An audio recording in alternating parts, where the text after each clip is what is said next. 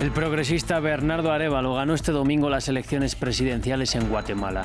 Arévalo superó en el balotaje a la ex primera dama Sandra Torres en una campaña marcada por altos niveles de judicialización e intervención de la Fiscalía. La correísta Luisa González y el joven empresario Daniel Noboa irán a la segunda vuelta presidencial en Ecuador tras liderar las votaciones de los comicios extraordinarios de este domingo.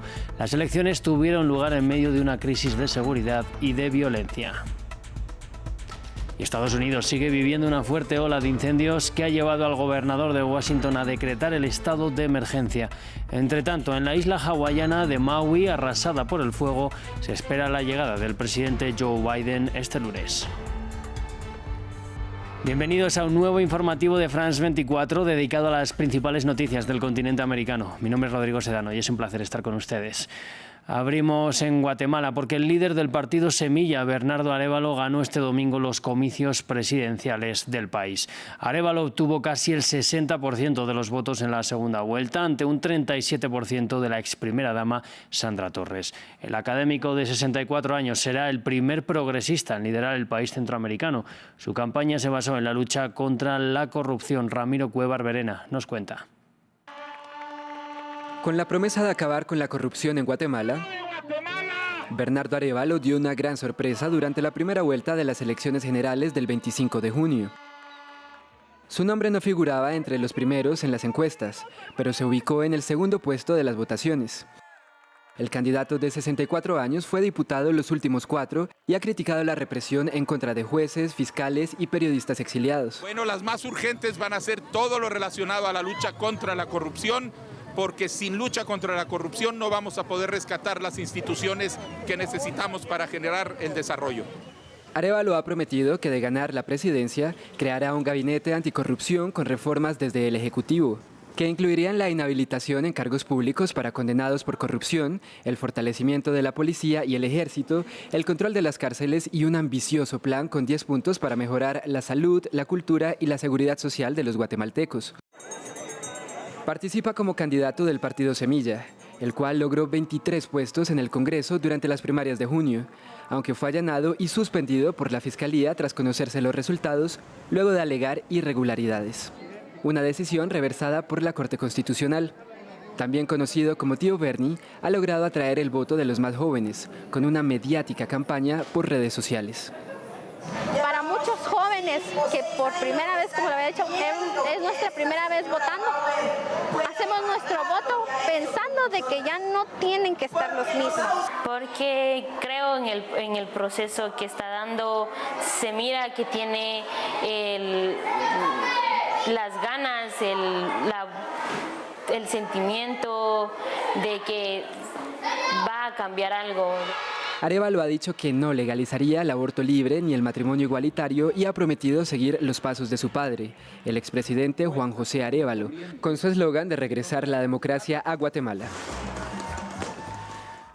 Por otro lado, la correísta Luisa González y el empresario Daniel Noboa avanzaron al balotaje en Ecuador.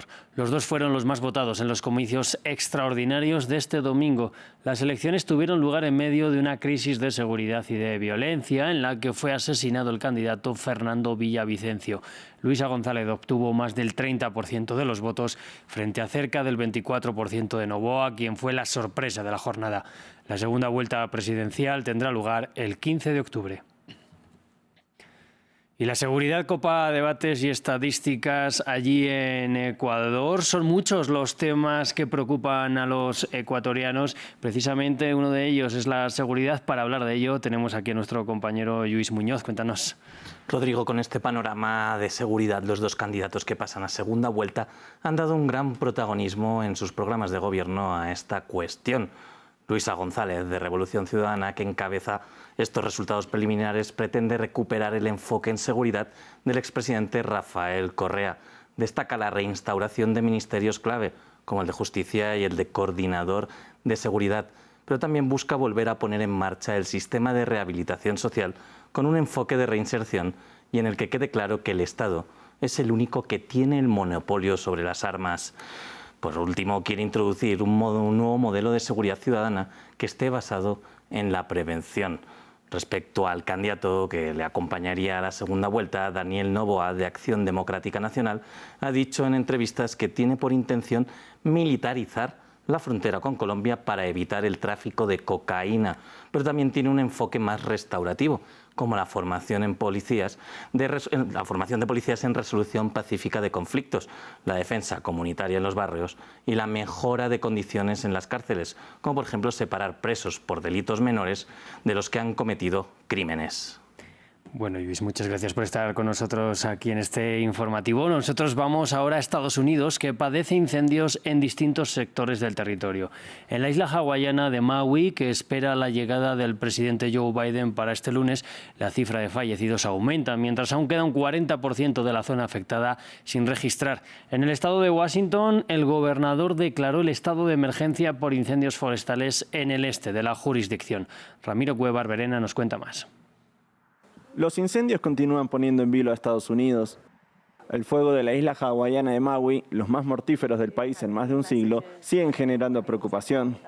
La cifra de fallecidos supera los 140, aún con un 40% del territorio de Maui sin registrar, según dijeron las autoridades, mientras aguarda el arribo del presidente Joe Biden para este lunes, tras ser criticado por su silencio de 4 días sobre la catástrofe. Este lunes, Jill y yo viajaremos a Maui y nos reuniremos directamente con sobrevivientes, socorristas y personal de emergencia y funcionarios estatales y locales. Al pueblo de Hawái, toda nuestra nación está con ustedes en este momento de dolor y recuperación. Entre tanto, la atención también está puesta en el estado de Washington.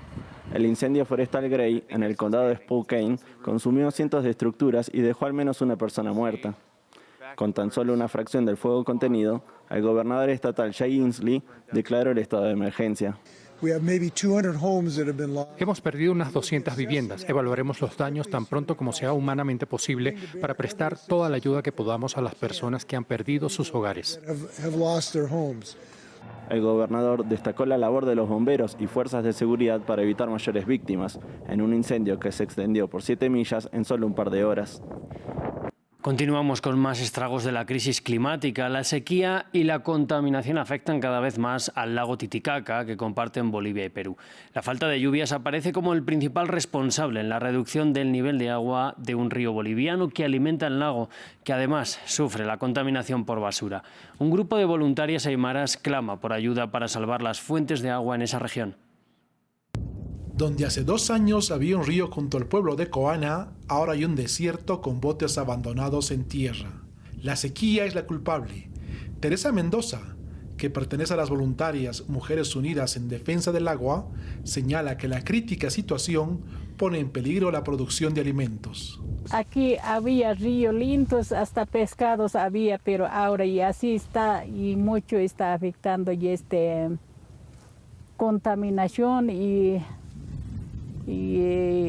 ya no hay comida del ganado, ni para tomar agua, ni para lavar, no hay caso vivir aquí, ni cómo. La Armada encendió las alarmas cuando este mes el nivel del agua bajó a 3.807 metros con 68 centímetros sobre el nivel del mar, que marcó una alerta de sequía. En abril el nivel se encontraba 42 centímetros por encima.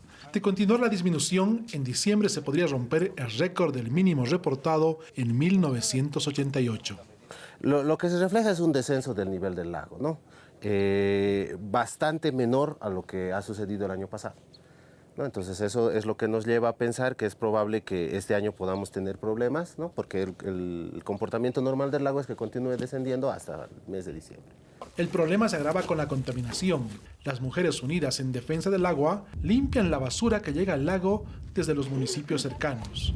Además, las comunidades del lugar no tienen agua potable. No tenemos agua, ¿cómo vamos a hacer? Hay ingenieros nos han explicado que pueden sacar pozo por el aire, no sé qué mecanismo, entonces habría que optar porque estamos viendo todo este sector, no hay agua. A pesar de no poder contra la sequía, las voluntarias intentan contribuir a la preservación del lago que le da vida a casi 2 millones de personas de Bolivia y Perú. Con las consecuencias de la crisis climática sobre el lago Titicaca cerramos este informativo. Sigan conectados a France 24.